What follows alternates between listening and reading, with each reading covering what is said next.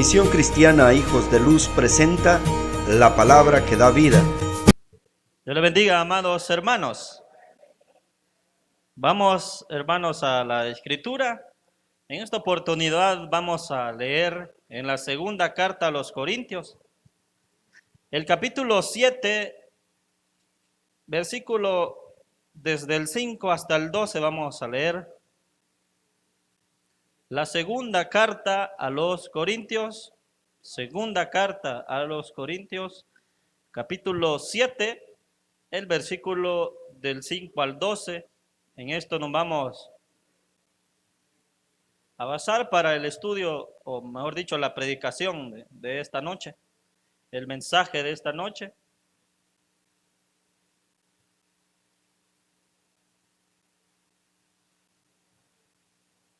La segunda carta a los Corintios, capítulo 7, versículos del 5 al 12.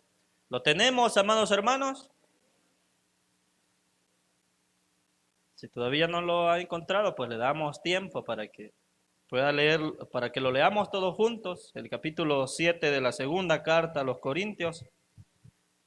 Lo vamos a leer, hermanos, en el nombre del Padre, del Hijo y del Espíritu Santo. Porque de cierto, cuando vinimos a Macedonia, ningún reposo tuvo nuestro cuerpo, sino que en todo fuimos atribulados, de fuera, conflictos, de dentro, temores. Pero Dios, que consuela a los humildes, nos consoló con la venida de Tito. Y no solo con su venida, sino también con la consolación con que él había sido consolado en cuanto a vosotros, haciéndonos saber vuestro gran afecto, vuestro llanto, vuestra solicitud por mí, de manera que me regocijé aún más, porque aunque os contristé con la carta, no me pesa, aunque entonces lo lamenté, porque veo que aquella carta, aunque por algún tiempo os contristó, ahora me gozo, no porque hayáis sido contristados, sino porque fuisteis contristados para arrepentimiento, porque habéis sido contristados según Dios, para que ninguna pérdida padecieseis por nuestra parte, porque la tristeza que es según Dios produce arrepentimiento para salvación, de que no hay que arrepentirse. Pero la tristeza del mundo produce muerte, porque he aquí esto mismo de que hayáis sido contristados según Dios, qué solicitud produjo en vosotros, qué defensa, qué indignación, qué temor, qué ardiente afecto, qué celo y qué vindicación. En todo os habéis mostrado limpios en el asunto. Así que aunque os escribí, no fue por causa del que cometió el agravio, ni por causa del que lo padeció, sino para que se os hiciese manifiesta nuestra solicitud que tenemos por vosotros delante de Dios. Hasta ahí dejamos la lectura. Vamos a orar al Señor para que su Espíritu Santo sea el que nos ministre en este momento. Oh Señor amado, Señor, queremos rogar, Señor, queremos pedir, queremos orar para que tú, oh Padre, envíes la palabra a cada uno de nosotros, para que en esta hora tú puedas hablarnos, Señor, que tú puedas, Señor, contristarnos, que tú puedas, Señor, corregirnos, que tú puedas confrontarnos, Señor, que tú puedas edificarnos, que tú puedas consolarnos, Señor, que tú seas quien nos animes en esta noche, que tú seas quien nos hables a nuestro corazón, que tú seas, Señor, que vengas hablando a cada uno de nosotros para que podamos, Señor, escuchar tu voz y asimismo poder ser hacedores de esta palabra que hoy será predicada, que podamos nosotros ser buenos receptores a este mensaje, que cada uno de los que estamos aquí en verdad atesoremos lo que tu palabra nos dice, lo que tu palabra nos enseña, Señor, que hoy podamos recibir tu palabra, Señor, con gozo, con alegría, Señor, porque esto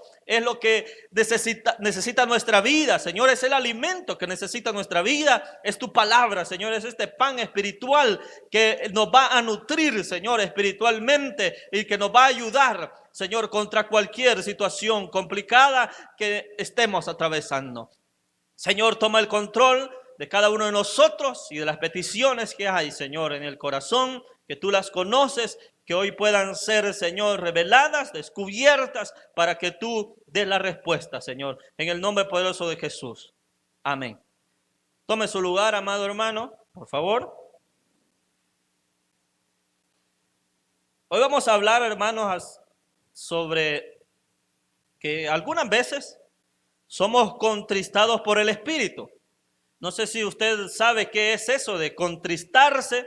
No sé si usted ha leído pues acerca en la palabra del Señor, más que todo en el Nuevo Testamento, que aparece esta palabra en varias ocasiones acerca de contristarse, que el Espíritu Santo puede contristarnos. En otras palabras, nos puede entristecer. Eso es lo que significa contristarse, significa entristecerse. Pero esto de contristarse, esta tristeza que estamos hablando, que la produce el Espíritu Santo, en realidad no es mala, sino al contrario, es buena, porque como hemos leído allí, usted lo habrá leído, ya lo leímos, ahí dice que esta tristeza que viene de Dios, lo que produce es arrepentimiento, dice, y esta tristeza es para salvación, es para vida, dice. Entonces, cuando somos contristados por el Espíritu Santo, esto va a producir en nosotros un arrepentimiento, una conversión, va a producir en nosotros un acercamiento a Dios, una comunión con Dios y muchos aspectos que ya los vamos a mencionar de qué es lo que produce esta tristeza que viene de Dios. Eso es contristarse en el Espíritu. Y por eso le pregunto, no sé si alguna vez le ha pasado esto y quizás sí le ha sucedido, pero quizás todavía no ha comprendido que fue algo que proviene de Dios. Pero hoy lo vamos a aclarar de alguna manera para que podamos entenderlo, pero no solo entenderlo, sino que también el Espíritu Santo hoy pueda hablarnos a nosotros. Y que si todavía hay algo en nosotros, algo que nadie más sabe, solamente nosotros sabemos, que el Espíritu Santo lo pueda descubrir, que el Espíritu Santo lo pueda confrontar. ¿Para qué? Para que se produzca un arrepentimiento, para que se produzca un renuevo en nosotros. Entonces el Espíritu Santo es el que lo hace. Y he tomado este ejemplo en la segunda carta a los Corintios, porque en realidad eso es lo que pasó en este pasaje que hemos tomado, eso había sucedido. Como leímos allí, está el versículo 8, del 7-8, allí Pablo menciona que él les había contristado con una carta. Vea lo que dice allí, versículo 8, 7-8 dice, porque aunque os contristé, los entristecí con la carta. Está haciendo referencia a una carta que él había enviado a ellos ya antes y los había entristecido, los había contristado con una carta. Y dice, no me pesa, aunque entonces lo lamenté. Pablo se lamentaba de alguna manera porque él sabía que había sido duro con lo que les había escrito en esa carta. Y él dice, lo lamenté por un momento pensaba y me lamentaba de que fui muy duro y porque los había entristecido. Pero dice, pero no me pesa, aunque en un momento sí lo estuve lamentando, porque veo que aquella carta, aunque por algún tiempo os contristó, dice. Pero después vemos de que esa tristeza que sí ocurrió en la iglesia, en realidad produjo algo bueno en la iglesia de los Corintios. Ya lo vamos a ver. Pero aquí lo primero es notar de que Pablo, antes de esto que estamos leyendo, él ya había mandado otra carta y en esa carta lo que él había escrito era algo fuerte, fue algo duro, fue una reprensión que Pablo le hizo a los corintios y que eso produjo de cierta tristeza en la iglesia. Pero si está mencionando una carta, ¿a qué carta se está refiriendo? ¿Qué carta está mencionando ahí? Cualquiera dice, entonces como esta es la segunda carta a los Corintios, es lógico que esté hablando de la primera carta a los Corintios. Déjeme decirle que no es así. Porque cuando estudiamos la primera carta a los Corintios, ahí expliqué, hermanos, en ese estudio, usted lo puede ver en YouTube, ahí están los capítulos, ahí está el estudio, ahí está explicado, hermanos, de que en realidad lo que nosotros conocemos como primera carta a los Corintios está compuesta por dos cartas. Eso ya lo explicamos a la vastedad en el estudio y dimos, bueno, la primera viene de este capítulo hasta de allí sucede la segunda y así explicamos todo eso ya en ese estudio de la primera carta a los Corintios. Y también en lo que conocemos nosotros como segunda carta a los Corintios, ella está compuesta por 4 cartas. Es decir, que en estos 13 capítulos que tenemos de la segunda carta a los Corintios, ahí en realidad hay 4 cartas. Y en total las cartas que Pablo escribió a la iglesia de Corintios, por lo menos en el canon bíblico, tenemos 6 cartas que Pablo le escribió a los Corintios, y pudieron haber sido más que se perdieron, porque en estos pasajes usted podrá ver también que en otros versículos se mencionan otras cartas, y hay otras cartas que no están compiladas acá, pero por lo menos hay 6. En la primera carta a los Corintios hay 2, y en la segunda hay 4 cartas en realidad. Eso fue un proceso que no lo voy a explicar porque pues solo en eso nos vamos a tardar, pero hay un proceso de cómo, pero puedo mencionar algo que en un inicio Pablo y los apóstoles enviaban cartas a las iglesias, ¿verdad? Usted lo sabe. Y ahí lo dice, carta a Tesalónica, carta a los filipenses, carta a los corintios, a los romanos, a distintas iglesias en distintas ciudades.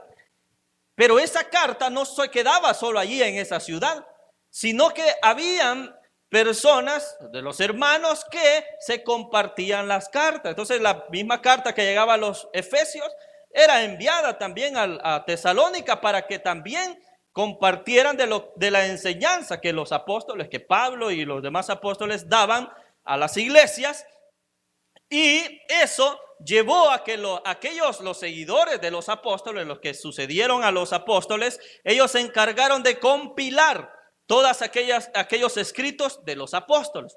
Entonces las cartas del apóstol Pablo, pues fueron 13, en realidad fueron 13, y allí eran 13 cartas que se llevó un proceso de recopilarlas.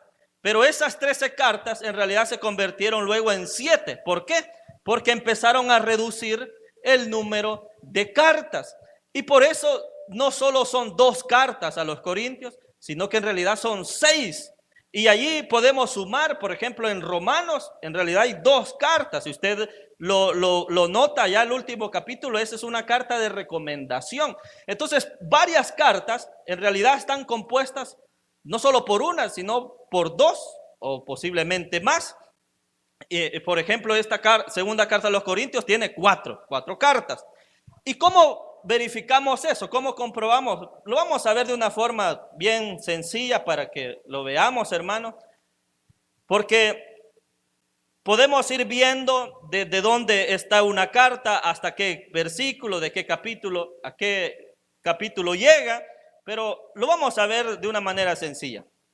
Si usted se fija, del capítulo 1 de la segunda carta a los Corintios, capítulo 1 y el capítulo 2, si usted lo leyera así de corrido, usted va a ver de que todo se entiende de lo que se está hablando, de lo que se habla en el capítulo 1 y cómo eso sigue en el capítulo 2, y allí no se pierde el tema. No se pierde la continuidad, está hablando Pablo y se entiende claramente. Pero cuando llegamos al versículo 13, capítulo 2, versículo 13, póngale atención a esos versículos. Voy a leer desde el 12. Capítulo 2, versículos 12 y 13 voy a leer en este momento. Dice, cuando llegué a Troas para predicar el evangelio de Cristo, aunque se me abrió puerta en el Señor, no tuve reposo en mi espíritu por no haber hallado a mi hermano Tito. Importante este personaje, mi hermano Tito. Así, despidiéndome de ellos, partí para Macedonia. Importante también el lugar, Macedonia. Recuerde, Tito y Macedonia. Versículo 13 acabo de leer. Pero si usted sigue el versículo 14, mire qué dice. Mas a Dios gracias, al cual nos lleva siempre en triunfo en Cristo Jesús, y por medio de nosotros manifiesta en todo lugar el olor de su conocimiento. Si usted ve allí, no ha continuado con lo que viene diciendo, no continúa. ¿Qué pasó en Macedonia? Como que allí se cortó esto. ¿Y qué pasó con Tito? ¿Qué ocurre aquí? Es porque ya aquí el versículo 14, el capítulo 2, eso ya es de otra carta, que fue ordenada acá. Esta compilación que le digo de estas 4 cartas, en realidad no se ordenaron cronológicamente, no, sino que se ordenaron de acuerdo a el interés de los temas que trataba las cartas, y así se ordenaron, ¿verdad? Por eso este versículo 14 pertenece a otra carta. Pero entonces, ¿dónde continúa en realidad lo que es el capítulo 2, versículos 12, 13? ¿A dónde continúa? En lo que acabamos de leer ahorita. Y ahorita lo vamos a ver. Leímos capítulo 7, versículo 5. Desde ahí empezamos a leer, ¿verdad? Y dice 7:5, ¿por qué de cierto cuando vinimos, ¿a dónde dice? Macedonia. Le recuerdo, 2:14, allí se mencionó eso, dice partía Macedonia. Ese es un primer punto, allí hay continuidad. Ningún reposo tuvo nuestro cuerpo, dice, sino que en todo fuimos atribulados de fuera, conflictos de dentro, temores. Pero Dios, que consuela a los humildes, nos consoló con la venida ¿de quién? De Tito. Y allá, le repito, allá se había mencionado, dice Pablo, no había venido mi hermano Tito. Pero aquí, esta es la continuidad de lo que está diciendo allá. Y vamos a hacer algo más, lo vamos a leer de corrido, hermano. Vamos a leer capítulo 2, versículos 13 y 14, y nos vamos a saltar al capítulo 7, versículo 5. Lo vamos a leer de corrido esos 3 versículos. Lo vamos a hacer para que usted vea que eso continúa claramente. No se pierde ahí el tema. Mira lo que dice, capítulo 2, versículo 12. Cuando llegué a Troas para predicar el evangelio de Cristo, aunque se me abrió puerta en el Señor, no tuve reposo en mi espíritu por no haber hallado a mi hermano Tito. Así, despidiéndome de ellos, partí para Macedonia, 7:5. Porque de cierto, cuando vinimos a Macedonia, ningún reposo tuvo nuestro cuerpo, sino que en todo fuimos atribulados, de fuera conflictos, de dentro temores, pero Dios, que consuela a los humildes, nos consoló con la venida de Tito. ¿Verdad que hay continuidad, hermano? Usted lo acaba de notar ahorita. Ahí está la continuidad de lo que es la carta. Entonces quiere decir, hermanos, que desde el capítulo 2, versículo 14, hasta capítulo 7, versículo 4, eso en realidad es una carta. Eso es otra carta. Entonces allí podemos ver un detalle de que son distintas cartas. Ahora, ¿cómo fueron ordenadas? Como le digo, no fueron ordenadas cronológicamente. En realidad, el capítulo 1 y esta parte del capítulo 7 y la parte del capítulo 2, en realidad esa carta es así, es la tercera que se encuentra en segunda carta de Corintios. Le repito, hay 4, ¿verdad? Hay 4 en la segunda carta a los Corintios. ¿Cuál sería la primera cronológicamente? Cronológicamente es el capítulo 2, versículo 14. Allí en realidad empieza hasta el 7:4. Eso sería lo primero que se escribió en esta segunda carta a los Corintios. Ese sería lo primero que se escribió. ¿Qué sería lo segundo? Lo segundo que se escribió. Allí debemos saltarnos, hermanos, hasta el capítulo 10.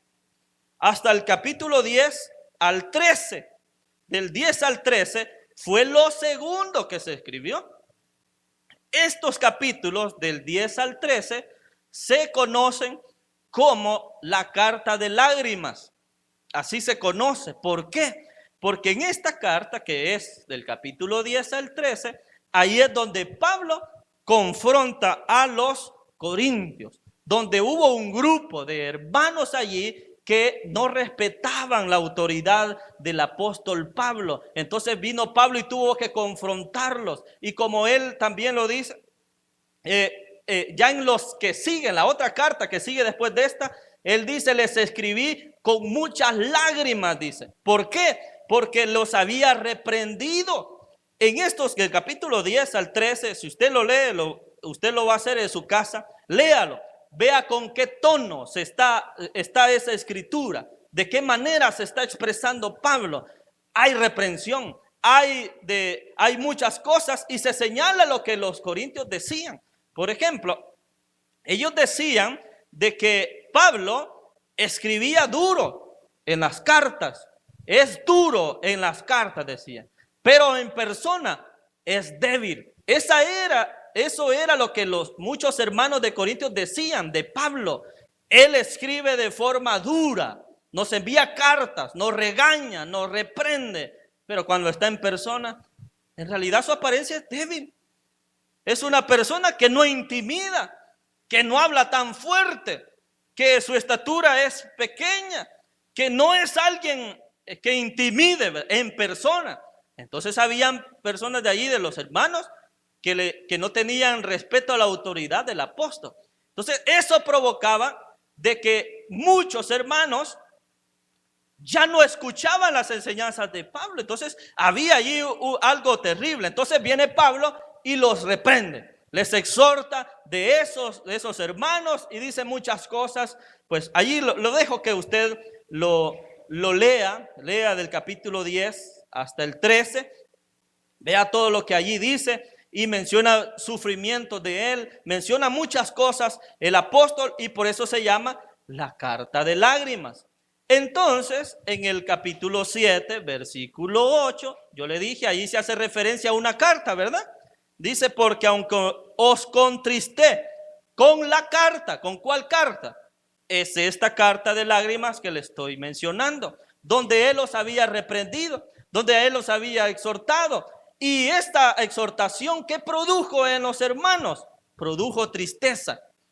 Pero esa tristeza que se produjo en ellos, en realidad no fue para muerte, no era mala, sino que esta tristeza que se produjo en ellos fue para vida, fue para arrepentimiento, fue para salvación, como aquí bien lo dice el apóstol. Entonces allí, a esa carta que se está refiriendo es al capítulo 10 al 13. Por eso le digo que eso fue lo segundo que se escribió. Y lo tercero que se escribió es del capítulo 1, todo el capítulo 1, capítulo 2, del 1 al 13, y la otra parte que es lo que hoy hemos leído, capítulo 7, desde el versículo 5 hasta el final, ¿verdad? Eso fue lo tercero que se escribió. Por eso aquí está haciendo referencia a una carta anterior, que en realidad es la carta de lágrimas que la compone el capítulo 10 hasta el 13. Entonces, hasta ahí va a llegar la explicación, porque si nos ponemos a ahondar más, solo en eso se nos va a ir el tiempo, hermano. Le dejo de tarea de que usted lea de corrido la segunda carta a los Corintios, léala así de corrido, y va a notar en ciertos pasajes donde como que viene hablando de un tema y de repente se salta a otro bien brusco el salto. Y también viene hablando de un tono pues amigable en una parte, pero de repente se salta a otro tono ya más confrontativo. Y de repente se salta a otro momento donde ya es más conmovedor, donde ya Pablo está escribiendo, como él lo dice, con lágrimas, dice. ¿Por qué sucede eso? Porque hay 4 cartas ahí. Hay 4 cartas recopiladas y que fueron ordenadas no cronológicamente, sino de acuerdo a los temas de interés del momento de la iglesia. Entonces, esta explicación la hice para entender por qué los hermanos de Corinto estaban contristados, porque ese es el tema, ¿verdad? Contristados por el Espíritu Santo. Hoy sí vamos ya a analizar desde el versículo 5. Primero dice, porque de cierto, cuando vinimos a Macedonia, ningún reposo tuvo nuestro cuerpo, sino que en todo fuimos, dice, atribulados. Cuando Pablo llegó a Macedonia con sus ayudantes, siempre andaban con él otros siervos como Timoteo, como Silvano, como el mismo Tito. Habían muchos hermanos que le acompañaban en sus viajes. Entonces él está hablando en plural, ¿verdad? No está diciendo yo cuando yo llegué allí a Macedonia y yo no solo tuve ese, sino que está hablando en plural, porque de cierto cuando vinimos, dice, había un grupo de personas que llegaron a Macedonia y dice, ningún reposo tuvo nuestro cuerpo, sino que en todo fuimos atribulados. Atribulados de fuera, ¿verdad? De fuera habían, dice, conflictos, es decir, con otras personas. ¿Por qué habían conflictos? Por predicar el evangelio. No crea que fue fácil en ese tiempo ir a otros lugares y predicar y anunciar el evangelio. No, siempre habían personas que se oponían al mensaje del evangelio. Muchas personas que les decían a los apóstoles, ya no hablen en ese nombre. ¿En el nombre de quién? En nombre de Jesús. Ya no hablen, no prediquen en ese nombre. Ya no hagan, ya no estén animando a la gente como a ser rebeldes, como a oponerse. No hagan eso. Entonces había muchas personas que estaban en contra de la predicación del evangelio. Por eso habían conflictos de fuera, dice. Pero no solo de fuera, sino que dice también de dentro habían temores, dice. También habían temores en ellos, en su persona. No solo afuera habían conflictos, sino que también ellos se sentían de alguna manera atribulados. En el caso de Pablo, ¿por qué se sentía así? Y dice, ningún reposo tuvo nuestro cuerpo. En otras palabras, no podía dormir. Eso es lo que está diciendo Pablo. Él lo que dice es, en la noche, yo lo que estaba pensando, de alguna manera me lamentaba, porque yo había sido duro con ustedes. En la carta que les escribí, en esa yo fui bien duro, yo los he reprendido mucho y yo sentía, dice, y allí leímos, me dice, me lamenté por un tiempo. Se lamentaba porque lo que él les había dicho había sido muy duro, los había confrontado, los había, en palabras salvadoreñas, los había coscorroneado. Había sacado el chilillo y les había dado una buena en la otra carta.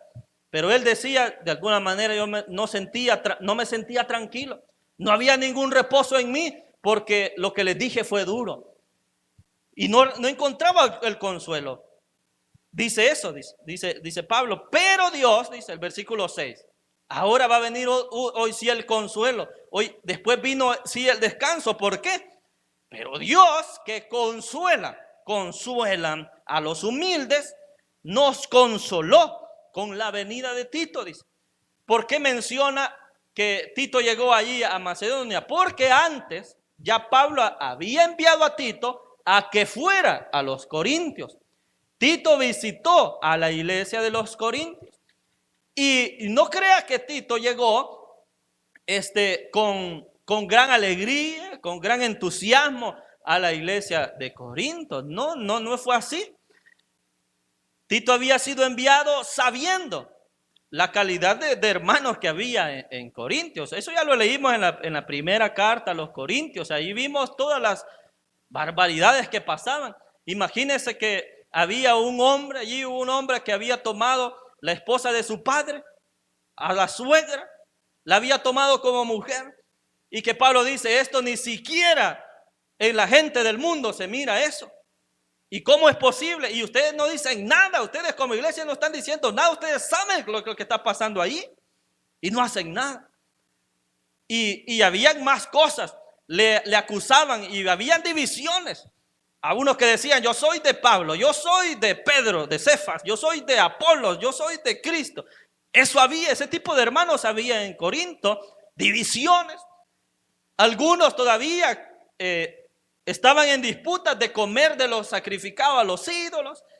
Y en fin, muchas cosas. Habían problemas de matrimonio. En el capítulo 7 de la primera carta a los Corintios. Había temas ya más doctrinales también que se disputaban. Había personas que no respetaban a Pablo y por eso él tiene que hacer una defensa de su apostolado. los derechos de un apóstol y él, todo eso es en la primera carta a los Corintios, que ya le dije, está compuesta en realidad por 2 cartas. Entonces, allí ya se sabía qué tipo de hermanos había en Corinto, y Tito es enviado allí. Y no crea, por eso le digo, él no va con alegría, con entusiasmo, pero sí obedientemente a que lo habían enviado allí. ¿Y qué pasó cuando Tito llegó allí? En realidad ya se había enviado esa carta de lágrimas. Ya Pablo ya había enviado esa carta donde los había reprendido, donde los había regañado, y Tito es enviado. ¿Para qué? Para ver cómo está la condición de la iglesia después de ese gran regaño que se les hizo.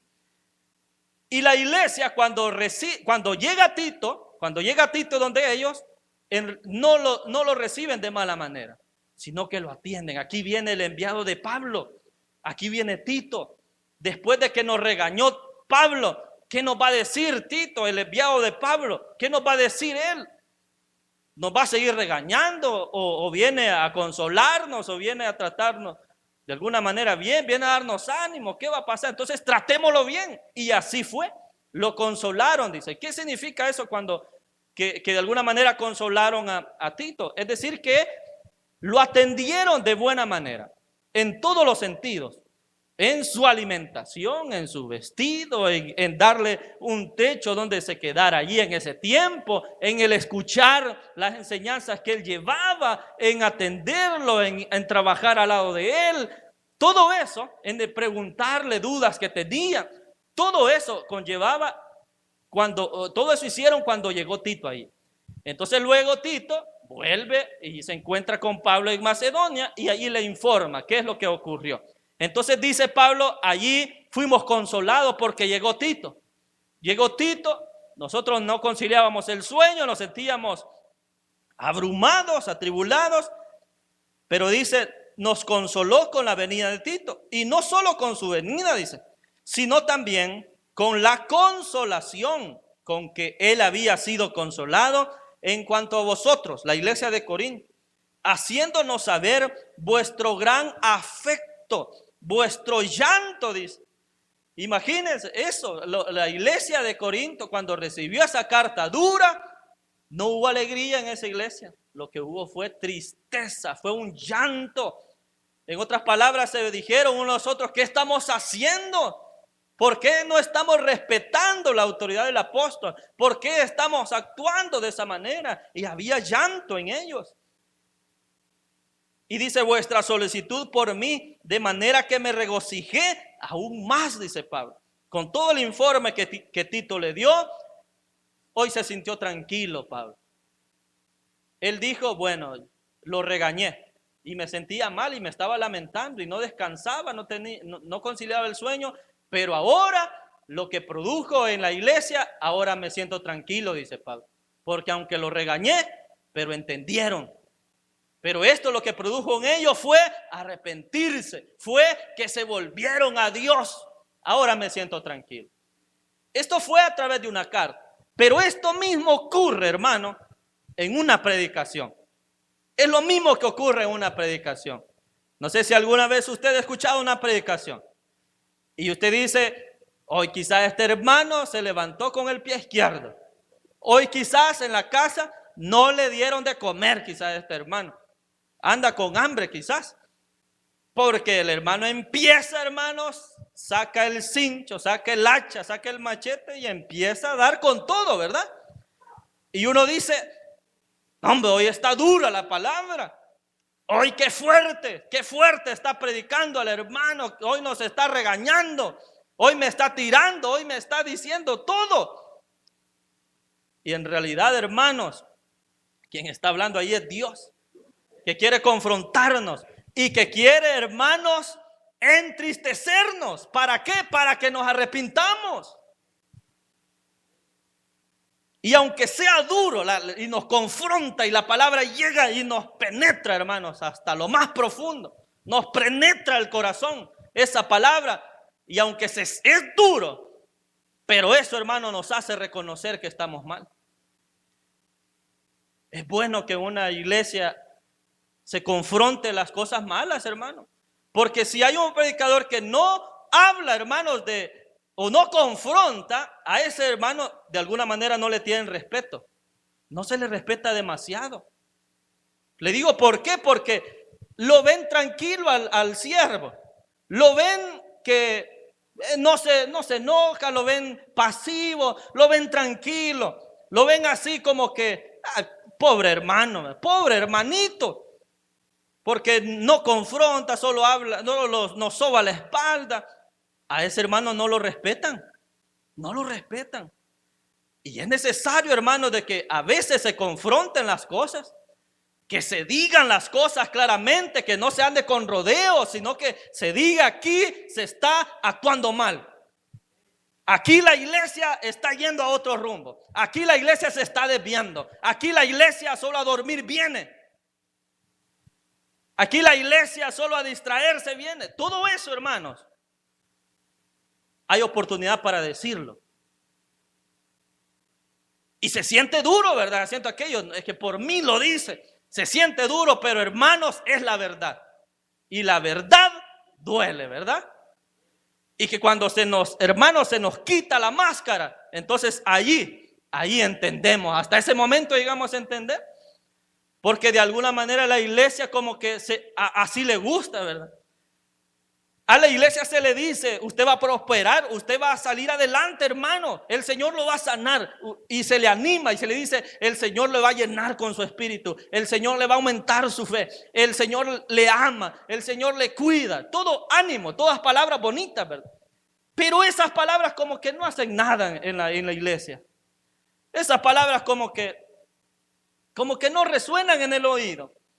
O quizás un momento sí. Quizás en ese momento que está ahí sentado, sí siente que lo están consolando, que lo están animando, pero después ya se olvidó de esa palabra. Pero cuando llegó la confrontación, hermano, cuando llegó en verdad la palabra que le atravesó el corazón, de esa palabra no se olvida. Esa palabra la lleva y dice: hoy me habló el Señor. Y en otro caso puede provocar tristeza, que es lo que ocurrió aquí con los hermanos. Pero esta tristeza, a veces el Espíritu Santo nos habla a través de una palabra. Y esta palabra quizás llegó dura. Y el Espíritu Santo nos habló. Y nos hemos sentido mal. Porque sabemos que le hemos fallado de alguna manera a Dios. Y nos hemos sentido mal. Nos hemos sentido mal porque hemos hecho algo que no le agrada a Dios. Algo que la misma palabra nos lo ha dicho, que no debemos ir por ese camino. Una mala decisión que tomamos, una mentira que dijimos, un maltrato a un hermano, un maltrato en la familia. Y hay muchas cosas que de alguna manera fallamos, donde no tratamos bien a nuestra mamá, a nuestro papá, no tratamos bien a nuestros hijos. No nos hemos llevado bien y durante el día ha habido un solo pleito. Y todas esas cosas de alguna manera nos entristece cuando estamos acá. De alguna manera nos confronta el Espíritu Santo y nos sentimos tristes. Eso es sentirse contristado por el Espíritu. Pero esta tristeza que llega allí, lo que va a provocar en nosotros es que reconozcamos que hemos fallado. Va a provocar que nos arrepintamos, que volvamos a Dios. Cuando alguien le ha fallado al Señor y siente eso, siente esa tristeza, siente eso que le hace reconocer que ha fallado, es porque el Espíritu Santo está ahí obrando en usted y lo quiere renovar, lo quiere restaurar. El problema es, hermanos, que si estamos actuando mal y no sentimos absolutamente nada, estamos vacíos. Estamos vacíos. Ya nuestra conciencia se ha cauterizado, como lo dice el mismo Pablo. Tienen cauterizada la conciencia. Hacen y cometen faltas y desagradan a Dios y no se remuerden la conciencia. Y no hay arrepentimiento. Y no se conmueven de nada. Son duros. Son necios. Son personas que están haciendo daño y no reconocen que están haciendo daño. Son personas que su vocabulario deja mucho que desear. y no se dan cuenta de que su vocabulario está mal completamente, no, deja mucho que desear, no es un vocabulario de cristiano ese. Donde la mayoría de hombres, en el caso de los hombres, donde hay personas bien vulgares, ¿verdad?, que hablan del sexo de una manera vulgar, atroz. Y allí vemos a los hermanos también opinando de esas cosas, hermano. Qué tremendo eso. Y no se dan cuenta que están en un error. Es porque ya no sienten nada, hermano. Allí esa persona está vacía totalmente. Y comete el error y no siente nada. No siente remordimiento, no siente culpa, no siente nada. ¿Por qué? Porque allí no lo está contristando el Espíritu Santo. Está vacío. No siente nada. Allá hay un problema. Pero si usted de alguna manera quizás le ha fallado al Señor, pero usted dice: Señor, no quería hacer esto. Me siento mal conmigo mismo. Señor, perdóname. Allí el Espíritu Santo lo ha contristado. Allí el Espíritu Santo sigue obrando en su corazón. Como decía aquel hermano, decía una mala palabra y se daba en la boca, ¿verdad? Y decía una expresión. Pero debe de haber una lucha contra esas cosas. Si no hay lucha contra el pecado, estamos muertos espiritualmente, ¿no? Debe que haber una lucha para no fallarle al Señor, para agradarle a Él. Entonces, los hermanos habían sido confrontados con la carta, pero cuando llega Tito, da el informe, Pablo dice: yo de alguna manera estaba lamentándome, pero ahora me doy cuenta que lo que yo les dije, que aunque fue duro, en realidad produjo algo bueno en ustedes. Por eso dice: porque aunque os contristé con la carta, no me pesa, aunque entonces lo lamenté, porque veo que aquella carta, aunque por algún tiempo os contristó. Y el versículo 9, ahora me gozo, dice. Ahora me gozo, no porque hayáis sido contristados, sino porque fuisteis contristados para arrepentimiento. Eso es lo maravilloso. Fueron entristecidos, pero ¿para qué? Para que se arrepintieran. Contristados, sino porque fuisteis contristados para arrepentimiento. Porque habéis sido contristados según Dios, para que ninguna pérdida padecieseis por nuestra parte, dice Pablo. De nuestra parte fueron reprendidos, pero esta tristeza que se produjo en ustedes, en realidad los llevó al arrepentimiento. Y eso es lo que lleva a la salvación. Dice el versículo 10, porque la tristeza que es según Dios produce arrepentimiento para salvación. Esta tristeza que usted siente cuando falla, pero se arrepiente, eso ha producido en usted, el Espíritu Santo lo ha contristado y lo ha llevado a que se arrepienta para salvación.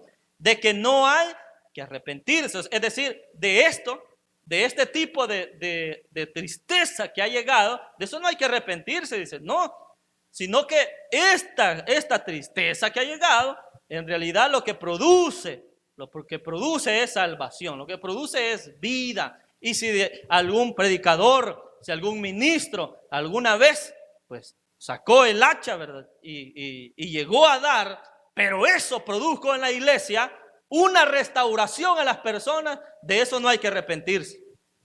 Porque eso pasa, hermanos, a veces uno de predicador, uno se recuerda qué es lo que ha dicho, uno sabe qué es lo que ha dicho aquí al frente, sabe qué cosa ha dicho, uno lo sabe completamente. Y ya después, allá en la noche, uno empieza a recordar y uno recuerda qué cosas dijo. ¿Será de que esto le incomodó a algún hermano?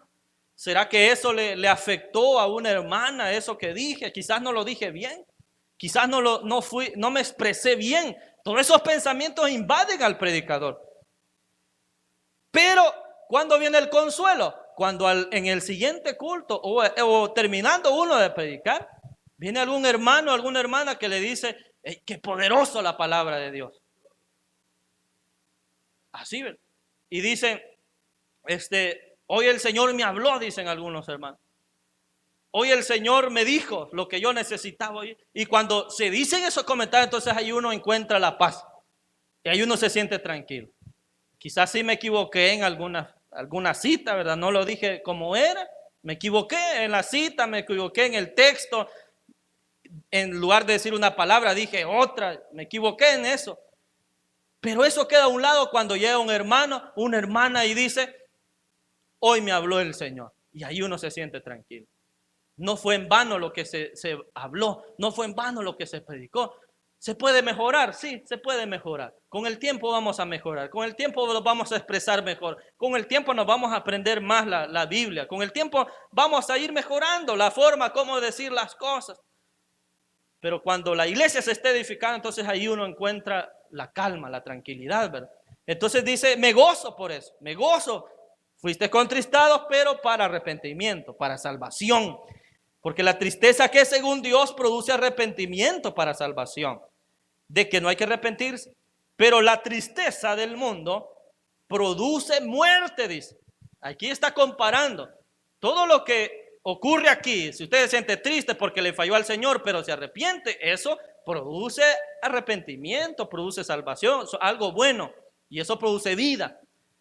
Pero la tristeza del mundo, ¿qué es lo que produce? Produce la muerte. ¿Qué pasa cuando alguien anda triste en el mundo? Alguien no cristiano. Alguien no cristiano que está triste. ¿Qué hace esa persona que está triste? Y no es cristiano, ¿verdad?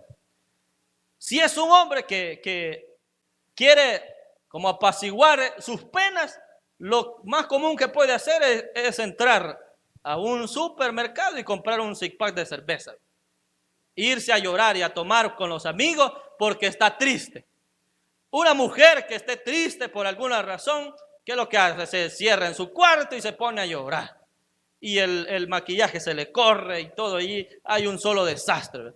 Y y no duerme y le duele la cabeza y todo porque está triste. Una persona no cristiana, ¿verdad? Alguien no cristiano. La tristeza le lleva a las personas no cristianas a pensar en quitarse hasta la vida. Porque eso dice, la tristeza de este mundo produce la muerte. Le lleva a hacer cosas no agradables a Dios y eso paso a paso les lleva a la muerte. Pero la tristeza que ocurre aquí, hermanos, cuando el Espíritu Santo nos confronta y usted se siente triste porque de alguna manera le ha fallado el Señor, eso lo que va a producir en ustedes arrepentimiento, salvación, sanidad a su corazón, sanidad a su alma, sanidad a su espíritu. Eso es lo que va a producir en nosotros. Pero en el mundo todo es un caos. Versículo 11, porque he aquí esto mismo de que hayáis sido contristados según Dios. ¿Qué solicitud produjo en vosotros? ¿Qué defensa? ¿Qué indignación? ¿Qué temor? ¿Qué ardiente afecto? ¿Qué celo? ¿Qué vindicación? En todo os habéis mostrado limpios en el asunto. Todo eso produjo en los hermanos.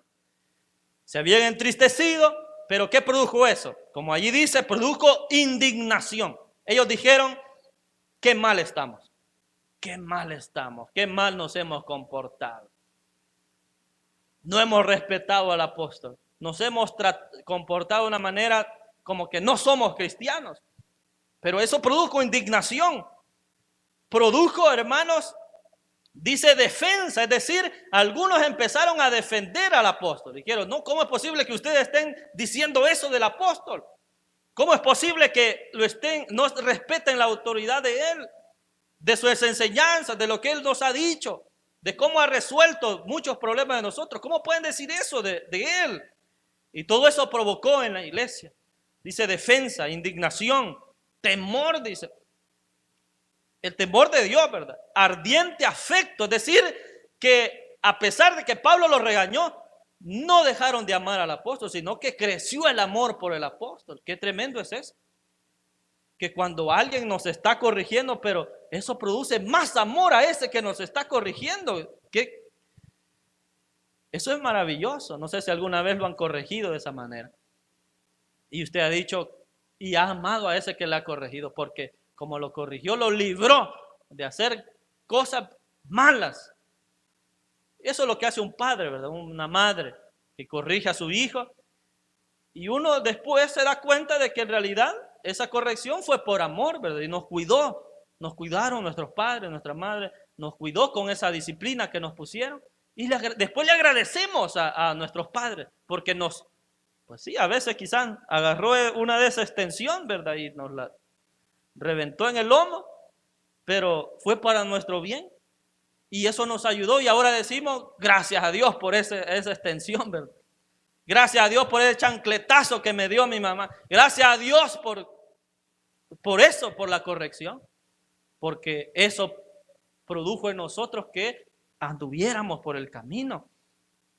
Entonces produjo tan afecto, qué celo, dice, qué vindicación. En todo os habéis mostrado limpios en el asunto. Así que aunque os escribí, no fue por causa del que cometió el agravio, ni por causa del que lo padeció. Quien cometió el agravio era aquel grupo de hermanos que no respetaban a Pablo. Y el que lo padeció es él, ¿verdad? Dice, no les escribí esa carta con lágrimas por lo que hicieron o porque yo me sentía mal. No fue por eso, dice Pablo. Sino para que se os hiciese manifiesta nuestra solicitud, es decir, nuestro favor, nuestro servicio, nuestro amor hacia ustedes, para que se hiciera manifiesta nuestra solicitud que tenemos por vosotros delante de Dios. Así que, hermanos, cuando la palabra de Dios llegue y aunque sea dura, hay que recibirla. Hay que recibirla, hermano. Reciba la palabra de Dios aunque le confronte, aunque como decimos nosotros, me sacaron las chivas al sol, no sé cómo decimos, me sacaron los trapos al sol, me quitaron la máscara que tenía. Y allí uno cree que lo que el predicador dijo es porque averiguó, ¿verdad? Como que le anduvo preguntando a su hermano, a alguien de su familia, mire, ¿cómo es la hermana tal? ¿Y qué ha hecho? Entonces uno cree que como que eso pasó, ¿verdad? Como que anduvieron investigando, y como que uno cuando va a preparar el mensaje dice, el hermano, ahora con él me voy a agarrar. Así creen algunas personas, que así cree que se preparan los mensajes. No, hermano, los mensajes se preparan con oración. Se preparan, hermano, a veces a uno hasta ni duerme pensando en eso. Y se levanta pensando en la predicación. Entonces, uno no anda pensando, hermanos, en que le va a tirar a le va a tirar al otro. Nada que ver, hermano. Lo que uno le dice al Señor es, Señor, ¿qué quieres que le hablemos a la iglesia? ¿Qué quieres tú que le hablarle a la iglesia? Eso es lo que le decimos al Señor. Y ahí es donde la palabra de Dios llega. Y si lo va a confrontar, diga, qué bueno que me confronte. Qué bueno, porque eso nos va a ayudar. Amén, hermanos. Oremos al Señor.